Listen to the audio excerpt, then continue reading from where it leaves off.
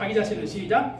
자기 자신은 광야로 들어가 하룻길쯤 가서 한 노된 나무 아래에 앉아서 자기가 죽기를 원하여 이르되 여호와의 넉넉하오니 지금 내 생명을 거두옵소서. 나는 내 조상들보다 낫지 못하니이다. 그것이 어떤 내용이냐? 엘리야라고 하는 예언자가 노된 나무 아래에서 하나님 살기가 힘들어요. 출근하기도 힘들고 직장에서 생존 게임하는 것도 힘들고 승진하는 것도 어렵고 하나님 너무 마음이 고통스럽습니다. 이런 이제 표현을 할 수가 있겠고, 어떤 사람은 노잼나무 아래에서 하나님 육신의 질병 때문에 너무 고통스럽습니다 이렇게 할 수도 있고, 하나님 제가 뭔 일을 하고 싶은데 자리가 없어가지고 너무너무 이 가장으로서 힘듭니다. 하나님 나이가 들어가는데 어떻게 살아갈지 막막합니다. 이것이 바로 엘리야의 우울이요. 영어로는 번아웃, 탈진. 우리 사람들은 다 탈진이라는 것이 있어요. 아무리 좋은 직업을 갖고 있는 사람도 탈진이라는 것이 있어요. 대통령도 너무 국정에 무리하면 탈진이 일어납니다. 국회의원도 너무 무리하게 국정에 전념하다 보면 탈진이 일어나는 거예요. 할렐루야! 조선시대 역대 왕 중에서 가장 위대한 훌륭한 임금으로 세종대왕을 꼽습니다. 근데 애민정신, 백성들을 사랑하는 마음을 갖는 그 애민정신으로 세종대왕이 한글을 창제를 하려고 성삼문, 신숙기 같은 훌륭한 조선의 대학자들을 다 모아놓고 집현전에서 연구를 했어요. 그러면서 신숙기 같은 사람들을 6개국을 했다고 우리 그 당시에도 여러 나라들. 그러니까 나라의 정사를 펴고 이렇게 한글을 만드는데 노곤하고 피곤하니까 어퍼를 벗어서 덮어주고 시야를 이렇게 돌보는 그 임금의 마음을 그래서 읽어보았습니다. 이렇게 그런 노고가 있은 다음에 한글을 만들었고 창제를 했고 글을 모르는 까막문의 백성들이 글을 배웠어요. 양반들은 한글을 전시했죠. 박제가라고 하는 사람은 중국어와 같이 통용해서 나라의 글을 쓰자 이렇게 말하는 사람도 있었어요. 오늘날도 이제 그런 이제 여러 이제 그 언어에 대한 이제 논의가 있습니다. 우리 한글과 영어를 공용해서 쓰자 뭐 이렇게 주장하는 사람들이 있고, 그것에 대해서 한글학자는 신랄하게 비판을 토합니다. 어쨌든 모든 일을 하는데 번아웃, 탈진이 되면 이런 엘리야의 우울과 같은 마음이 있을 수가 있어요. 가정에서도 그래요. 부부간에 행복해야 됩니다. 아내가 남편을 사랑하고 남편이 아내를 사랑하고, 시어머니가 부부가 아내를 사랑하고 또 자녀들이 부모를 사랑하고, 가정이 행복해야 돼요. 가정이 우리나라 사회는 1인 가구가 늘어나고 있어요. 1인 가구가 늘어나고 있어요. 그런데 이제 모든 것이 원활하지 않으면 마음에 우울이 생긴다는 말이에요.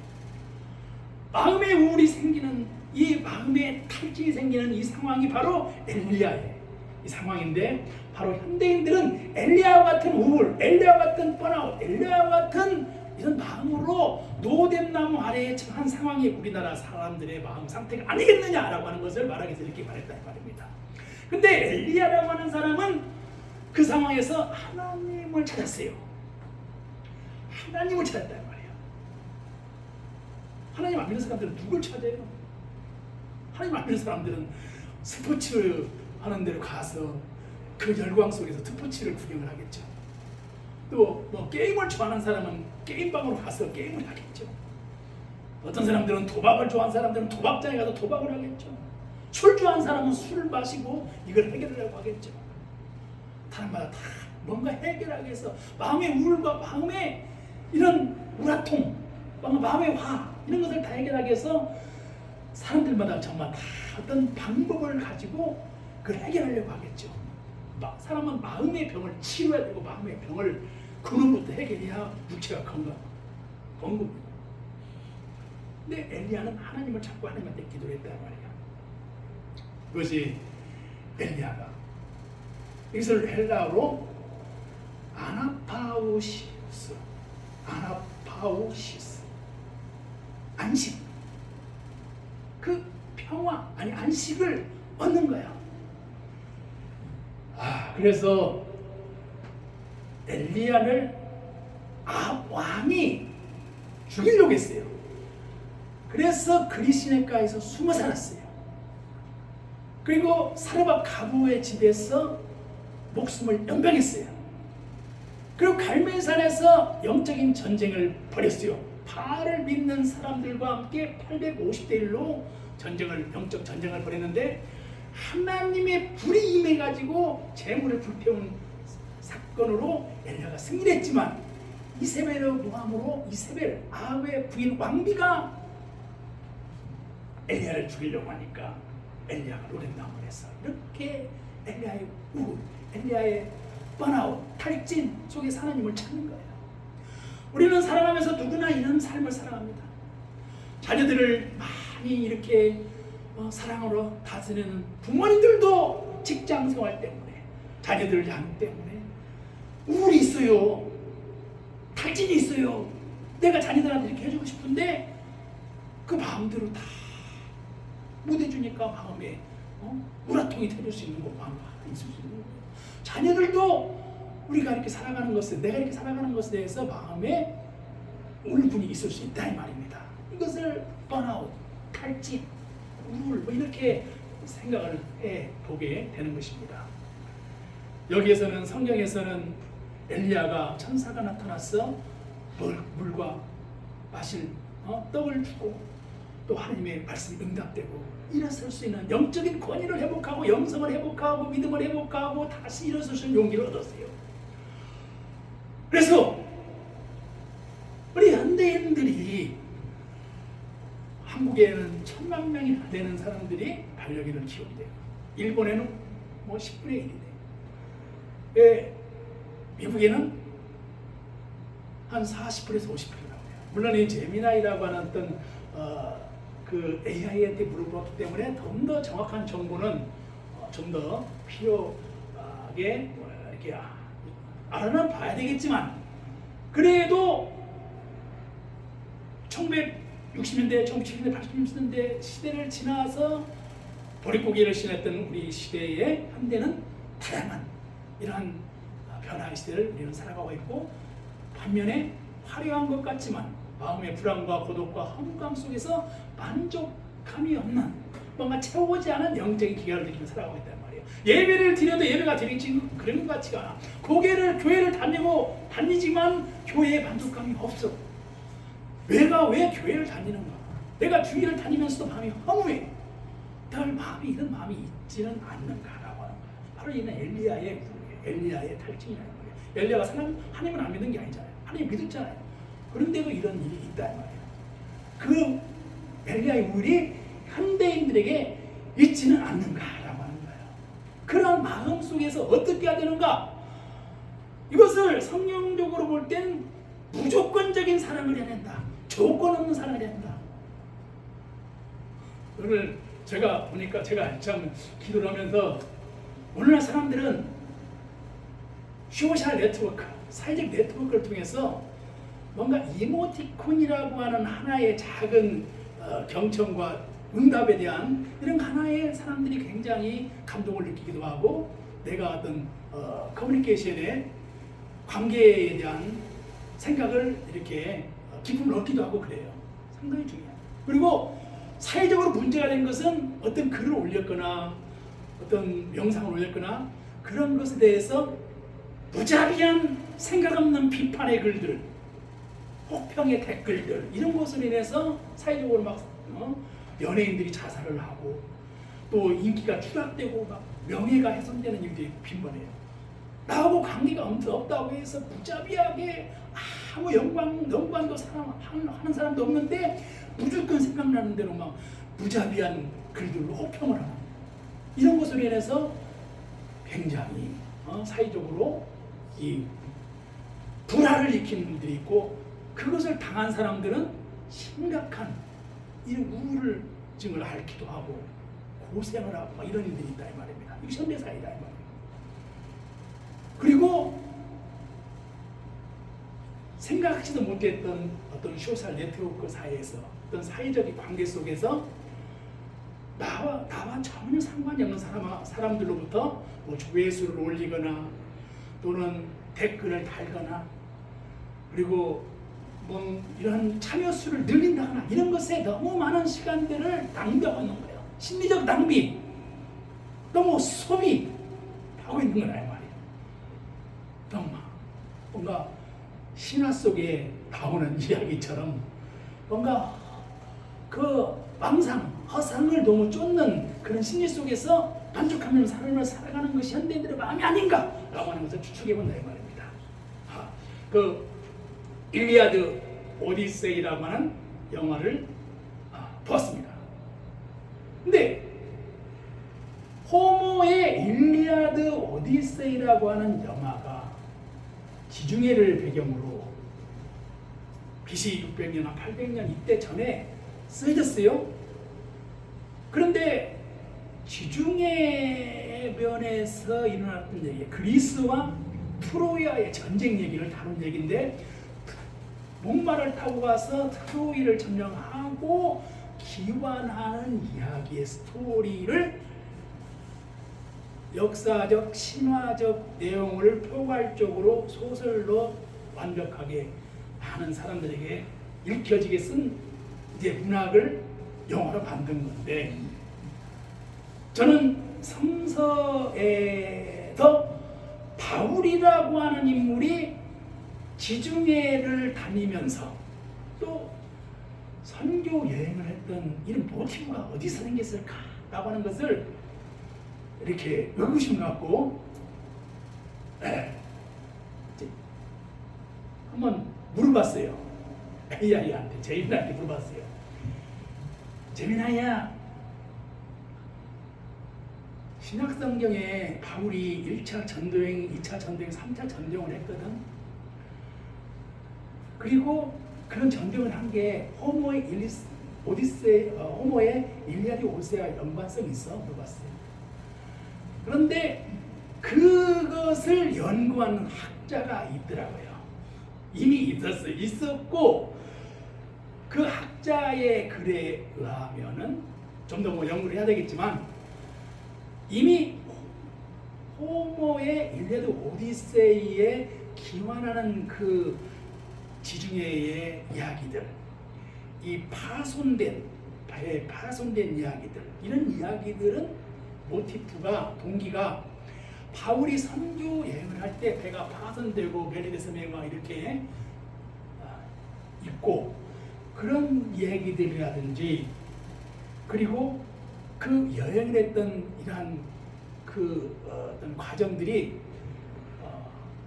바울이라고 하는 사람이 호모의 일리아드 오디세이 같은 작품의 영향을 받고 이렇게 선교 활동을 하는 것에 동기가 되었지 않았을까라고 하는 것을 이제 과정적으로 설명을 하는 학자가 있었더라고요.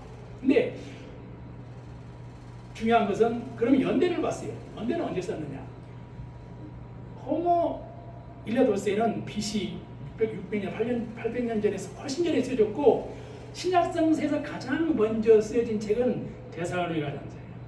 AD 50년. 요한계시록은 AD 90년. 그러니까 AD 이후에 쓰여졌어요, 성서가. 그래서 아마도 많은 서구의 문학 사람들, 독일의 괴테라든지 영국의 섹스피어라든지 이 사람들은 그 호모의 일리아드 오디세이를 다 읽은 사람들이고 극찬했던 사람들이에요. 그리고 사도 바울 역시 AD 이후에 예수님 공생 활동을 지난 다음에 AD 50년 이후에 데살로니가서를 썼단 말이죠. 그리고 선교 여행을 했던 그 50, 60년, 70년, 80년대 AD 이후의 사건들은 호모의 일리다스는 훨씬 전에 그 BC 600년에서 800년 전에 쓰였다는 그런 가정설을 볼 때 그런 어떤 동기부여가 될 수는 있겠구나. 가정을 해볼 수가 있어요. 그렇다 이렇게 말씀을 드리는 것은 그렇지만 중요한 것은 뭐느냐? 중요한 것은 호모의 일리아드 오디세이가 트로이 전쟁에서 승리하고 귀환하는 과정에서 고난 속에서 아내를 만나러 오는 이야기예요. 아내 왕비를 만나러 오는 이야기예요. 그러니까 한 그 어마어마한 스케일과 장대한 지중해 스펙터클한 그 광경 속에서 한 인간의 사랑, 아내에 대한 사랑을 위해서 모든 스토리가 전개된다. 그것이 현대인들에게 어필되는 거야. 그리고 내가 일리아드 오디세이를 얘기하는데 현대인들이 누가 그 영화를 보고 얘기하는 것에 대해서 그래서 어쩌라고 이렇게 받아쓰기가 어렵다는 거예요. 누가 말하겠어요?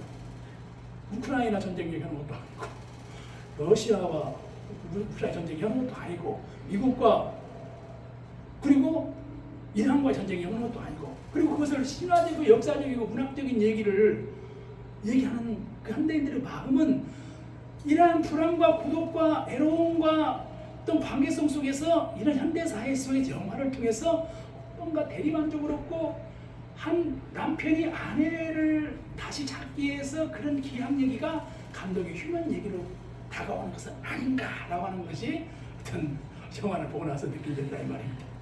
감동이 된다 이 말이에요. 감동.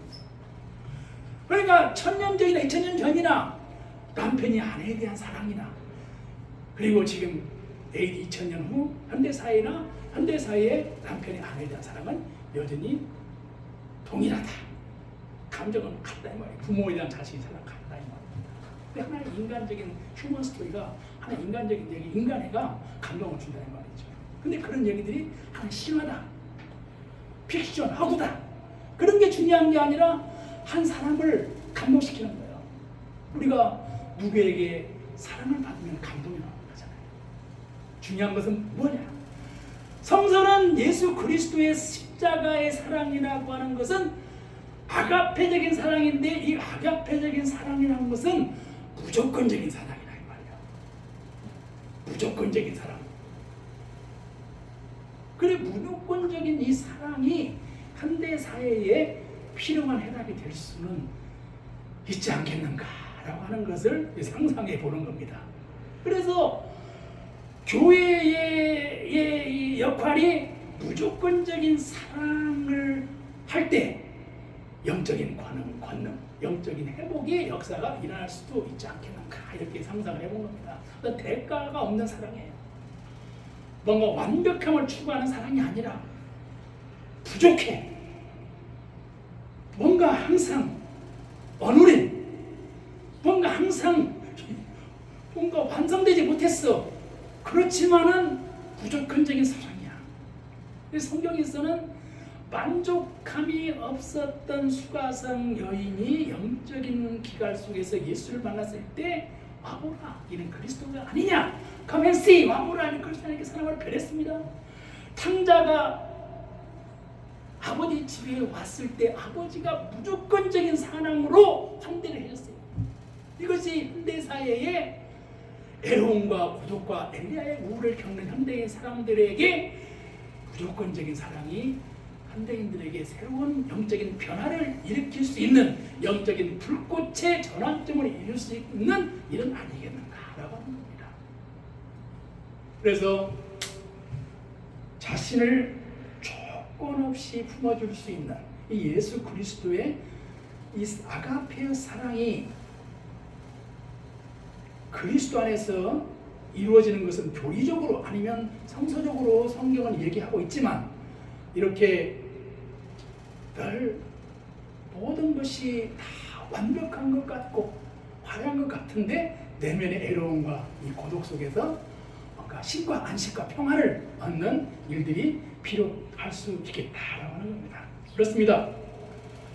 마라톤 선수도 달리고 호흡 조절을 잘하고 완벽함을 조절하고 마음의 평안을 얻을 수 있도록 페이스 조절을 잘 해야 합니다. 그래야 만족할 수 있는 겁니다. 우리가 스마트폰도 배터리가 다 이제 되면은 충전을 해야 됩니다. 그런 것처럼 충전하는 시간들이 필요한 거야. 힐링이 필요하고 힘이 필요한 겁니다. 그런 시간이 중요하다는 말입니다. 그래서 잠수함이 깊은 바닷속에 있었던 것은 바깥의 수압을 견뎌낼 수 있는 압력과 구조가 튼튼한 이런 잠수함이기 때문에 바다에서도 견딜 수 있는 것입니다. 그러면서도 평안을 유지하는 거야. 그런 것처럼 우리가 인생을 살아가는 데 있어 진실한 평화, 내면의 평안을 얻을 수 있는 믿음을 가질 수 있도록 서로가 상부상조하고 그리고 무조건적인 사랑. 참 이 생존 사회에서 빈틈없는 사회에서 조금 내가 손해보면 밀릴 것 같고 방어될 것 같은 이 세상에서 어떻게 내가 무조건적인 사랑, 절대적인 사랑을 할 수 있겠느냐라고 하는 것입니다. 그런데 그러한 무조건적인 이 사랑만이 어떤 평안과 힘의 세계를 만들어갈 수 있는 이런 세계로 현대인들에게 희망이 될 수 있지 않을까 하는 것을 묵상해 보면서 엘리야의 우울이라고 하는 이 번아웃, 이러한 이 탈진이 현대인들에게 있는 이 속에서 절대적인 이 사랑이 주어진다면 다시 한번 권위가 회복되고 영권이 회복되고 영이 사랑하고 평안을 얻고 희망을 얻는 우리 모든 삶과 사회가 될 수 있으리라 상상을 해봅니다. 네, 기도하겠습니다.